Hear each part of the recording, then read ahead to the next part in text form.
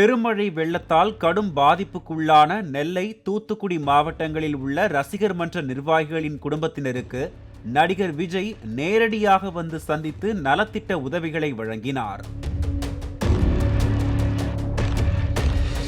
அதன் தொடர்ச்சியாக கன்னியாகுமரி மாவட்ட தளபதி விஜய் மக்கள் இயக்கத்தின் மத்திய மாவட்ட தலைவர் சபின் சார்பில் நிவாரணப் பொருட்களும் பாதிக்கப்பட்ட நெல்லை, தூத்துக்குடி மாவட்ட மக்கள் பயன்படுத்தும் வகையில் ஆம்புலன்ஸ் வாகனம் ஒன்றும் வழங்கப்பட்டது.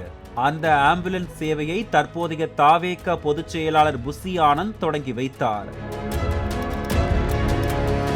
விஜய் மக்கள் இயக்கம் இலவச ஆம்புலன்ஸ் வழங்கி இருப்பதாக சமூக ஊடகங்களில் விஜயின் பின்னணி பாடலுடன் அந்த வீடியோ வைரலானது.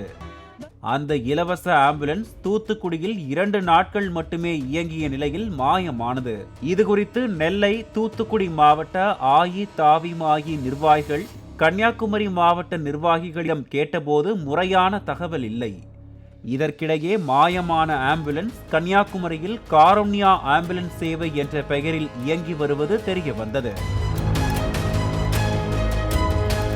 இதனையடுத்து மற்ற நிர்வாகிகள் விசாரணையில் இறங்கிய போது அந்த ஆம்புலன்ஸை இயக்க நிர்வாகியான சபின் விஜயின் கவனத்தை ஈர்க்க வேண்டும் என்பதற்காக காருண்யா ஆம்புலன்ஸ் உரிமையாளர் சுனில் என்பவரிடம் 2 நாட்கள் வாடகைக்கு வண்டியை எடுத்து வந்து அதில் தளபதி விஜய் மக்கள் இயக்கம் என ஸ்டிக்கர் ஒட்டி விளம்பரத்திற்காக நெல்லை, தூத்துக்குடி மக்கள் சேவைக்கு அர்ப்பணிப்பது போல புசி ஆனந்தை வைத்து தொடங்கி வைத்து நாடகம் ஆடியது அம்பலமானது.